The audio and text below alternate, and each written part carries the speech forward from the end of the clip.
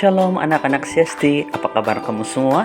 Ajaib, hebat, luar biasa, yes, yes, yes. Hari ini bersama dengan Cego Franis dalam CST Sunday School Online. Adik-adik, sebelum kita memuji dan memuliakan nama Tuhan, ayo mari kita berdoa dulu. Mari adik-adik, kita lipat tangan, tutup mata, dan tunduk kepala. Mari kita berdoa bersama.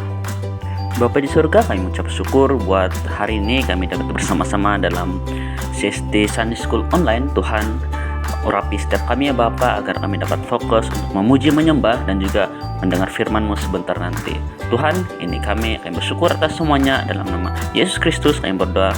Sama-sama kita katakan amin.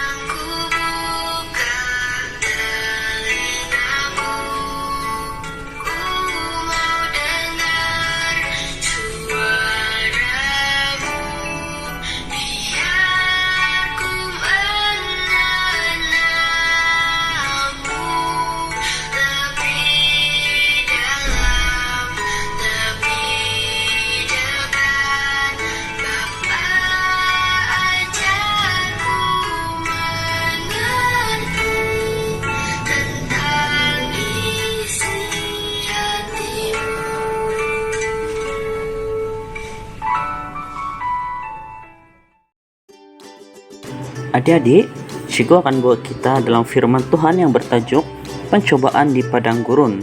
Sama-sama katakan pencobaan di padang gurun. Adik-adik, mari kita lihat dalam Matius pasal 4 ayat 1 hingga ayat yang ke-11. Mari kita baca bersama. Maka Yesus dibawa oleh Roh ke padang gurun untuk dicobai iblis. Dan setelah berpuasa 40 hari dan 40 malam, akhirnya laparlah Yesus. Lalu datanglah si pencoba itu dan berkata kepadanya, "Jika engkau anak Allah, perintahkanlah supaya batu-batu ini menjadi roti." Tetapi Yesus menjawab, "Ada tertulis, manusia hidup bukan dari roti saja, tetapi dari setiap firman yang keluar dari mulut Allah." Kemudian iblis membawanya ke kota suci dan menempatkan dia di bumbungan bait Allah, lalu berkata kepadanya, "Jika engkau anak Allah, jatuhkanlah dirimu ke bawah, sebab ada tertulis mengenai engkau, ia akan memerintahkan malaikat-malaikatnya, dan mereka akan menatang engkau di atas tangannya, supaya kakimu jangan terantuk kepada batu." Yesus berkata kepadanya, "Ada pula tertulis, janganlah engkau mencobai Tuhan Allahmu." Dan iblis membawanya pula ke atas gunung yang sangat tinggi dan memperlihatkan kepadanya semua kerajaan dunia dengan kemegahannya, dan berkata kepadanya, "Semua itu akan kuberikan kepadamu jika engkau sujud menyembah aku."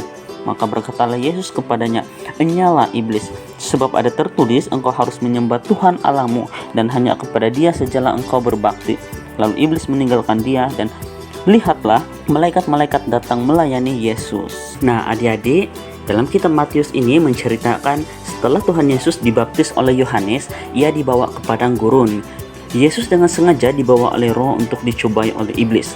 Banyak tafsiran menerangkan bahwa di sini kemanusiaan Yesus yang dicobai. Hanya sebagai manusia Yesus bisa dicobai, karena Tuhan tidak bisa dicobai oleh iblis ataupun penghujat. Dalam kesempatan ini juga Yesus menghadapi pencobaan itu secara manusia. Tidak ada kekuatan khusus di luar kemampuan manusia yang dipakai untuk melawan pencobaan iblis. Secara ringkas, kita membaca Yesus diperhadapkan dengan 3 cobaan atau godaan dari iblis. Yang pertama, iblis berkata, "Jika engkau anak Allah, perintahkanlah supaya batu-batu ini menjadi roti."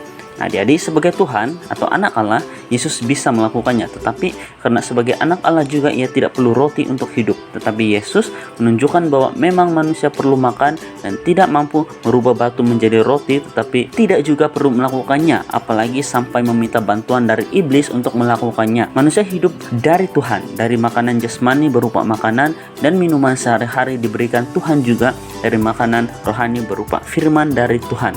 Godaan yang kedua, iblis berkata, "Jika engkau anak Allah, jatuhkanlah dirimu ke bawah, sebab ada tertulis mengenai engkau, ia akan memerintahkan malaikat-malaikatnya, dan mereka akan menatang engkau di atas tangannya, supaya kakimu jangan terantuk kepada batu."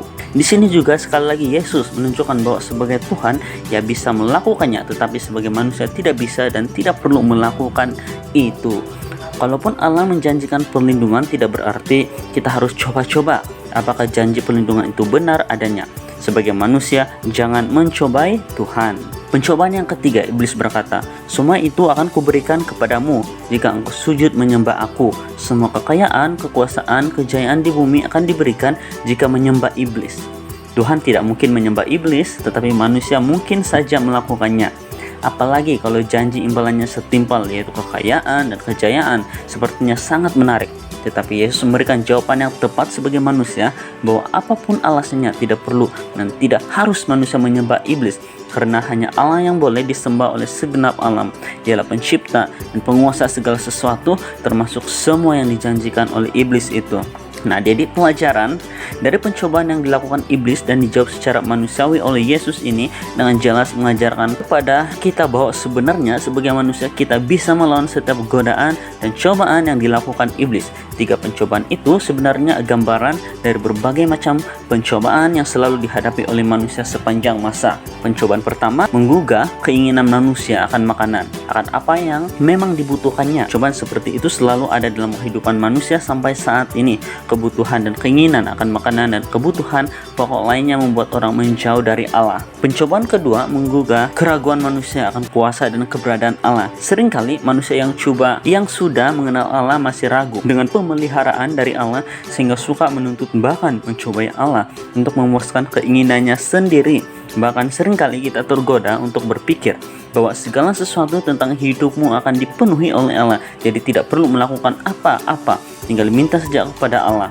Padahal Allah memberikan kemampuan fisik maupun pikiran untuk manusia melakukan dan memutuskan suatu hal. Tidak perlu menguji kemampuan Allah, apakah ia mampu atau tidak menolong kita. Berbuatlah apa yang menjadi bagian dan usaha kita dan biarkan Allah bekerja dengan caranya menolong kita. Pencobaan yang ketiga mengugah keinginan manusia untuk berpaling dari Allah dengan janji akan kekuasaan dan kemakmuran dunia. Hal yang dapat dipelajari dan diajarkan kepada anak-anak adalah sebagai manusia, kita harus percaya bahwa kita bisa melawan setiap godaan iblis yang ingin menjerat dan menjatuhkan kita.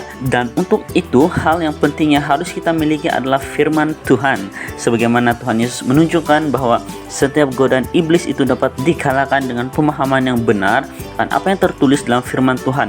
Untuk itu, hal penting supaya jangan terjerat oleh godaan adalah belajarlah firman Tuhan setiap saat, sehingga ketika iblis menggoda kita dengan berbagai cara, kita tahu apa jawaban yang tepat sesuai firman Tuhan. Nah, adik-adik, kesimpulannya, mari kita tahu bahwa kita akan selalu digoda oleh berbuat atau perbuatan jahat dan jauh dari Tuhan. Mari adik-adik setia belajar firman Tuhan sebagai kekuatan dan dalam menghadapi godaan. Mari kita lihat ayat hafalan. Ayat hafalan terdapat dalam Yakobus pasal 1 ayat yang ke-14. Mari kita baca bersama. Tetapi tiap-tiap orang dicobai oleh keinginannya sendiri, karena ia diseret dan dipikat olehnya. Adik-adik jangan lupa ya untuk ingat dan hafal ayat hafalan ini. Baik adik-adik, kita sudah di penghujung ibadah. Sebelum kita menutup ibadah hari ini, mari kita berdoa. Kita minta urapan Tuhan supaya atas apa yang kita pelajari, kita dapat benar-benar paham dan terapkan dalam kehidupan kita ya.